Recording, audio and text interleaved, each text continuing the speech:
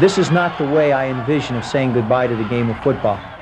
NFL players that almost died on the field. From Saquon Barkley and Patrick Mahomes to Nick Foles and Ben Roethlisberger, a not significant rundown of stars has been taken down and out. With so many effective players on the rack, we started to consider past injuries in the league that were near-death experiences for most of them. While none this season have been especially stomach-agitating, there have been some totally horrifying incidents throughout the entire existence of the league. Today we are talking about NFL players that almost died on the field. But before we hop into the details, don't forget to subscribe to our channel and share this video with your friends. Some were basically football plays, while a couple of them were crazy mishaps. Come along with us as we rank the most exceedingly terrible wounds to occur during an NFL game where players almost died on the field. Sorry, Jason Pierre-Paul, off-season firecracker mishaps don't qualify. A portion of the recordings and pictures you are going to see might be upsetting. Watcher watchfulness is prompted. Number 10. Leonard Weaver. Leonard Weaver was a Pro Bowl fullback for the Philadelphia Eagles in 2009, making a pleasant earning for himself by the age of 27.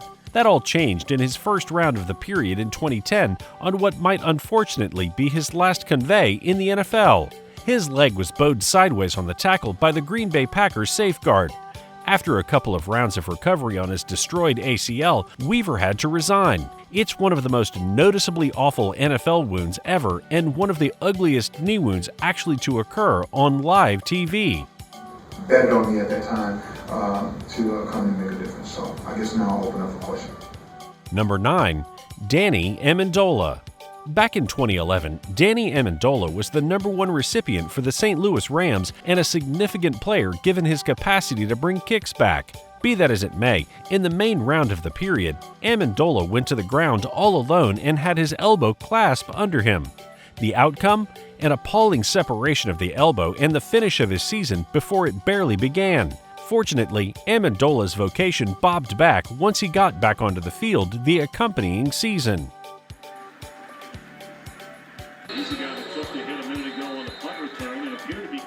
Number 8. Dennis Byrd. Dennis Byrd was a 26-year-old defensive player for the New York Jets back in 1992.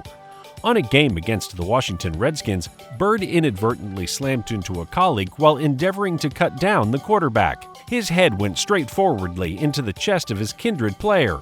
That brought about a near-death injury leading to the end of his career and transitory loss of motion. However, fortunately, he was in the long run ready to walk again later in his life. All things considered, it doesn't make the injury any less worse. The crunching, and I knew that something was really wrong. So I laid my head back down. Number 7. Tim Cromer. No injury is very much planned. However, this significant injury in the Super Bowl is particularly baffling. That is actually what befallen Cincinnati Bengals protective tackle Tim Cromer, who endeavored to cut down the San Francisco 49ers running back when he endured a leg break. While the Bengals lost the Super Bowl in 1988, Cromer jumped back from the injury. Starting the following season, he never passed on another game for the remainder of his journey in the field. As a true freshman, I went to trial. Wow. And next day... Number 6. Eugene Wilson. For a brief time frame in the NFL, the Wildcat was the formation du jour. That implied a running back taking the snap with the quarterback arranging as a wide beneficiary. However, when the Minnesota Vikings ran this game in 2009, QB Brett Favre tossed an illicit block on security Eugene Wilson of the Houston Texans. That prompted Wilson missing a large portion of the period with a knee injury and Favre getting a $10,000 fine. Wilson returned to play in 2010, however, he wasn't the equivalent and his life as a player basically finished for him at the age of 30. Block. Illegal crackback block. Number 4, offense. 15-yard. Number 5. Napoleon McCallum, 1994. During the 1980s and 1990s, Monday Night Football was something nobody missed. In that capacity, millions of viewers across the nation oversaw the injury that ended the career of the Raiders running back Napoleon McCallum. As he was hit by Ken Norton Jr., he pulled downwards and his leg sprained. The actual injury looked terrible, yet people barely acknowledged exactly how awful it really was. McCallum endured extensive nerve harm, tore 3 tendons in the knee, and both his calf and hamstring muscles were torn from the bone. He cracked a course in the left knee, which constrained him to go through crisis medical procedure and almost lost his leg. He went through 6 medical procedures in all and never played football again. Final play for some time. If you look at it, it probably ranks up there with the injury to Joe. Number 4, Johnny Knox, 2011. We regularly take a look at severe hits on victims after they get the ball and comprehend when a physical issue like some severe injury happens. In some cases, however, it is a straightforward football play that can prompt the most noticeably terrible outcomes. In a late-season game against the Seattle Seahawks, Johnny Knox got a passover in the center of the field and afterward lost the ball on a bungle. As he dove down to recuperate the ball, he crashed in midair with Anthony Hargrove, a cautious end likewise going for the ball. The bump just seemed as though a hard hit progressively. However, replays indicated Knox was twisted into equal parts the incorrect way. His back was almost contacting his backside as he broke numerous vertebrae and endured nerve harm and needed to go through spinal combination medical procedure. In spite of a lot of recovery, the promising youthful recipient's career was finished, and he resigned a year later while never playing another snap. Seattle Seahawks defensive lineman coming in to clean up the play and bang. Number 3, Darrell Stingley, 1978. This is the most awful injury of the relative multitude of ones on our rundown and is a token of why player well-being, particularly hits to helpless players, is an issue under investigation in football. The injury to New England Patriots wide recipient Darrell Stingley prompted large numbers of the standard changes we see today. So to get one of the most generously compensated positions in the league, a couple of days after the injury, Stingley's life terribly changed. He endured a severe injury of his compressed spinal cord and broke 2 of his vertebrae. He was not moving on the field and never recaptured utilization of his arms or legs. Stingley passed away in 2007 from an ailment welcomed on by the difficulties of quadriplegia. Tatum never apologized for what befell Stingley and never talked with him after the hit.